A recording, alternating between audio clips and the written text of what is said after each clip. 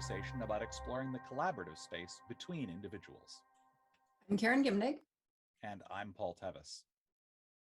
Each episode, we start with a question and see where it takes us. This week's question is, isn't it obvious? One of the greatest stumbling blocks, I think, between people in that space, individuals, a space in between individuals, is where we think that it's clear, obvious, apparent what it is that we're going to do. And then we discover that we are the only one who thinks that. And we suddenly discover, surprise, we're in conflict with all the people around us because what it was obvious to us is not obvious to them. And one of the places that I think Karen and I experience this most often actually has to deal with decisions, where we think that a decision has been made, or we don't realize the decision needs to be made about something. And sometimes we think that there just isn't a decision. This is just how things are or have to be. Or we think that, oh yeah, well, we decided this. And so we're proceeding down this path. And other people around us, it is not clear that the decision was made, or that there is a decision to be made and we have not yet made it, or that there is a decision and we need to make it and they don't like the path that we seem to be assuming and is thinking are obvious. So we want to explore a little bit about this, explore around this space of clarity and decisions and transparency, where that manifests, and what we can do about it and why it's hard. So that's what we want to explore here today. Yeah, and I think that there's a starting point with this where we tend to hang out in relatively homogeneous groups. We probably have a fair bit in common with the people we're in a group with. And so an awful lot of the time, we're all on the same page about stuff. And we don't actually make a decision about, we're going to use spreadsheets for our finances, or we're going to use QuickBooks, or we're going to, use a certain meeting structure, or, there's any number of things, right? That we do them and we're fine with it. And everybody's fine with it because we're an awful lot alike. And so there's a certain number of things that just go that way, and it's totally fine. And the problem is that somewhere along the line, the fact is that we're different. As much as we have all these things in common, we also have areas in which we're different. And so I'm going along just doing things that feel totally normal to me, moving ahead with, the obvious things that seem perfectly clear to me, everybody would agree with, because this is just the way normal people do things in my life. And then stumble into, oops, difference. Somebody in the group, maybe a lot of people, or as you said in the intro, maybe everybody, but that in my experience, it's usually not everybody. It's usually some subset, which may be half or more, just naturally are doing it, and they're going along with it, and it's all fine, and it's just going that way. And then someone or someones say, wait a minute, this doesn't seem right. When did we decide that? Or why are we doing that? Or, and the response is, well, isn't it obvious? Like, isn't that just what people do? Doesn't everyone put cream in their coffee? Or doesn't everyone, it can be things.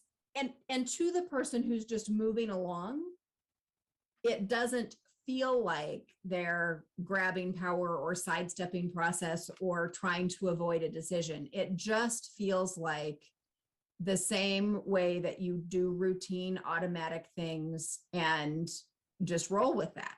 You don't stop and ask what color ink to use in your pen, or there's all sorts of stuff that you don't just all day long stop and ask before you do it.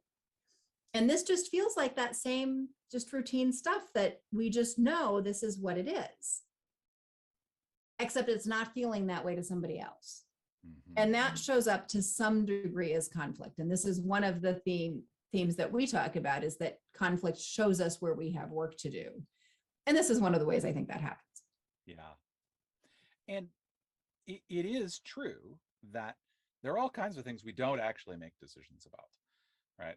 And it would actually be horrible if we actually had to make decisions about absolutely everything. right? And so I think where we run into trouble is where we we're either trying to work in a different way and be in a different way together. And so we need to actually make some more explicit decisions or use an explicit process around things where we're not used to it. And then we just kind of keep going through in our old way. Or we haven't previously been making space for those voices that objected to previous decisions too, previous assumptions of well, we're just going to do this, and now we're starting to hear them, and those are not new. It's just that we can hear them for the first time. I think that's one of the places where it pops up. But I mean, I run into this a lot in in organizational work, where one of the things we talk about a lot is making transparent decisions to do a thing or not to do a thing. Where it's like, great, we want to pursue this line of business, or we've decided that we're going to not deal with this particular set of shortcomings. I remember one in particular in an organization that had to do with a bathroom situation. And it was it was obvious to a bunch of people that we should make some changes with regards to this thing. And they couldn't understand why, this wasn't happening, until finally the VP of engineering just laid out, here are the constraints we're dealing with regards to the plumbing situation in the building. If you wanted to do that, we would need to give up these other things over here. And everybody kind of looked at it and went, oh, we wouldn't want to give up those things over there. We can live with what we've got. And so what was interesting is that this is something that the VP had been, it was obvious to him that we shouldn't do that, right? That we shouldn't give those things up. We would need to sacrifice this space over here in order to do that other thing. So he never really brought it up to the group, but finally people complained about it so much. And it was a recurring thing. It was like every 3 months it would come back up. What's going on with the bathroom? Why haven't we fixed this thing? He laid it out on the table and everybody went, oh, okay, well, that makes sense. And so, it wasn't necessarily an explicit decision, but it was transparent why he was choosing not to act on it. Mm-hmm. And so that way, when somebody new joined the company and they said, like, what's up with, why don't we deal with this thing with the bathrooms? Everybody who was there could say, so here's why. And right. So what was interesting is that when we actually stopped and slowed down to make it obvious to everyone, like, then it actually became obvious. We actually didn't need to change anything about the way. It was still ultimately the VP who was making the decision, but he was making transparent what the decision was and why. And so suddenly it became obvious to everybody, and that conflict that we had around it dissolved because we were all working from the same stuff. But where we, I think, get into trouble is when we don't notice that conflict is asking us to do that, to stop and to slow down and dig into it and either go, there hasn't been a decision made, or we haven't been explicit about it, or it's not transparent.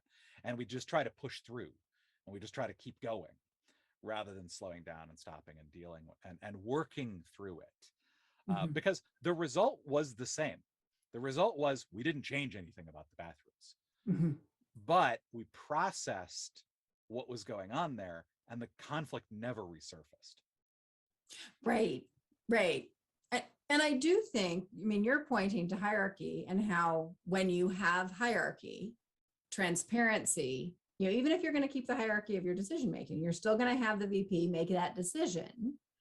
Transparency makes a huge difference in how that decision rolls out and how it impacts the rest of the group. And I'm completely in agreement about that. I think one of the places that a lot of this can show up is when we're trying to leave behind hierarchy, either within an organization that says, okay, we're going to adopt a more agile approach and we're going to, give more power to teams and that kind of thing.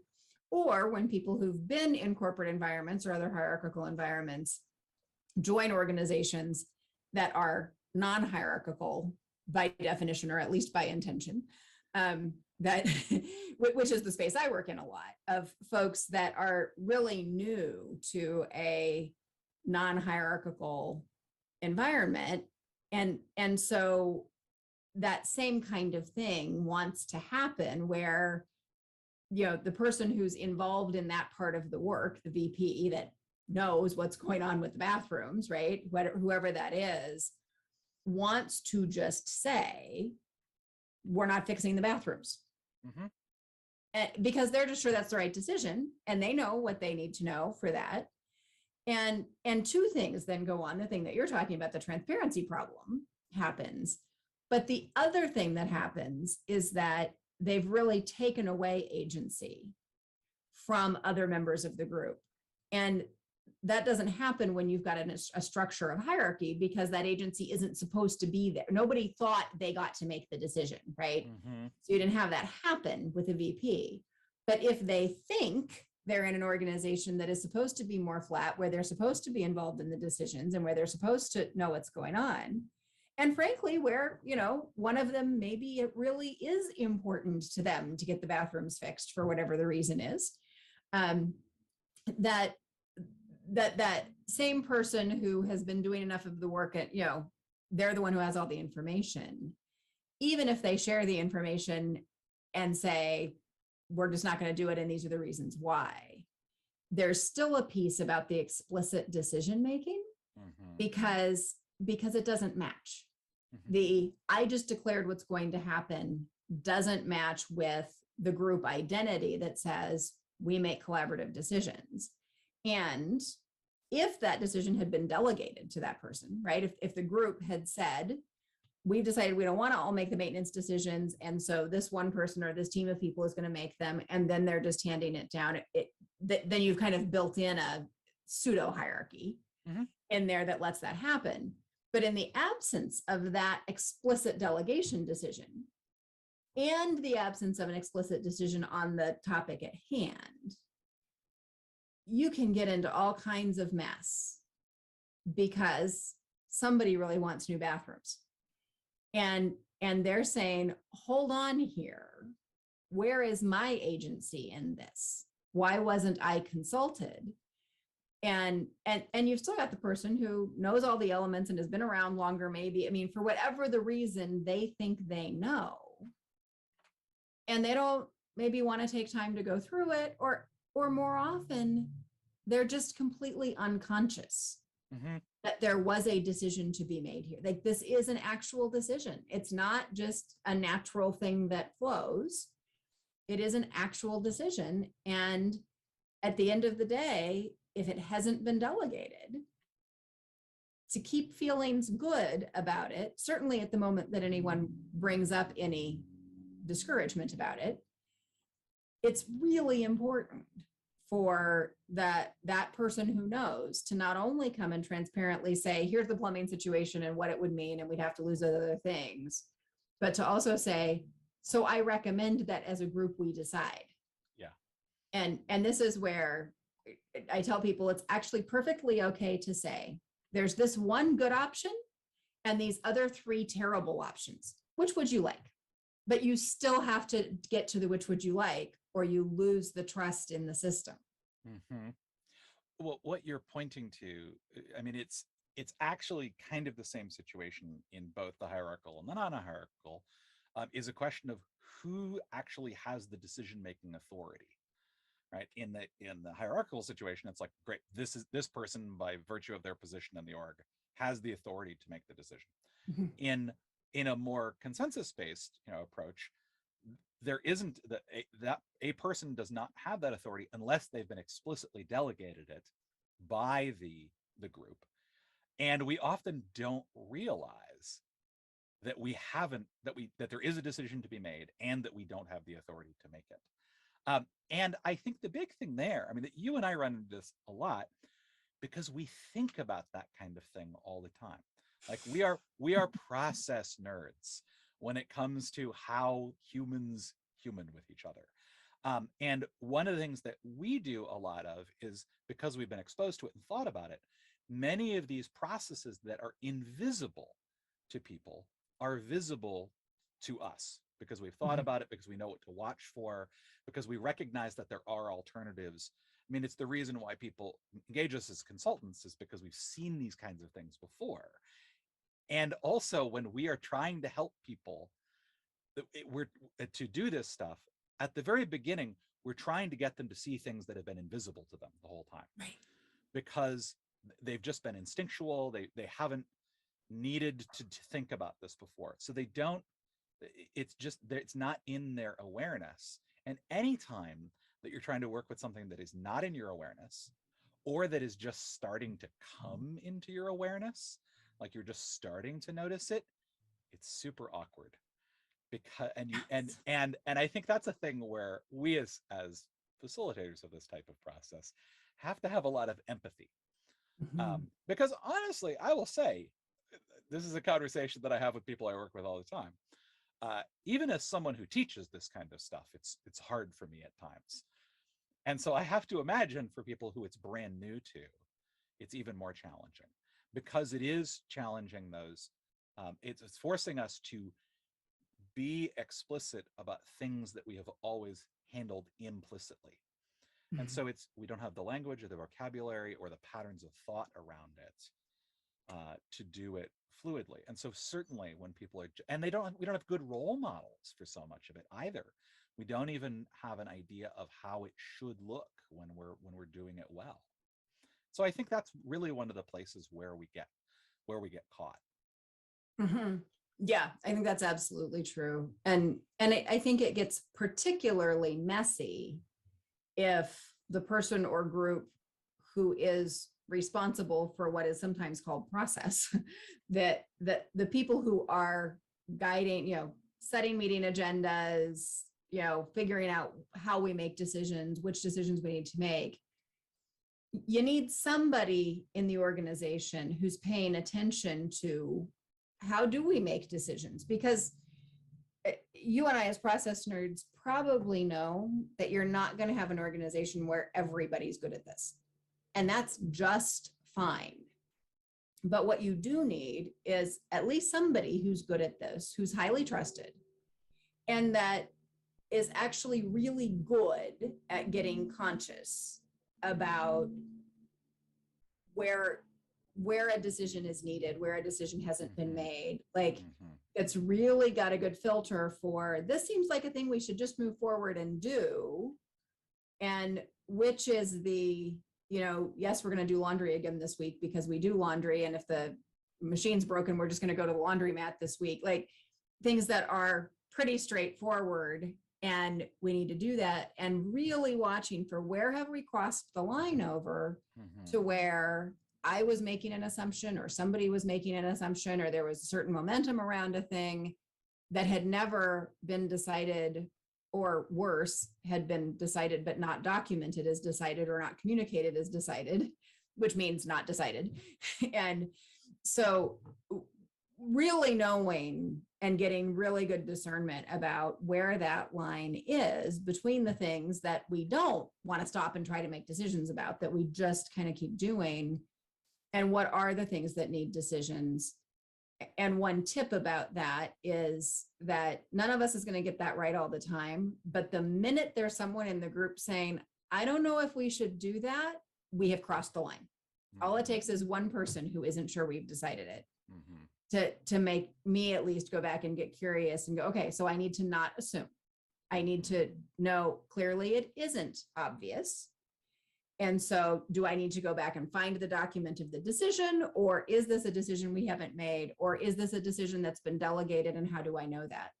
But for those folks in particular, being able to set aside the biases and the assumptions and get really conscious of the simple job of holding space and offering structure to help the group make decisions is so important and so easy to slip. Mm-hmm. Mm-hmm.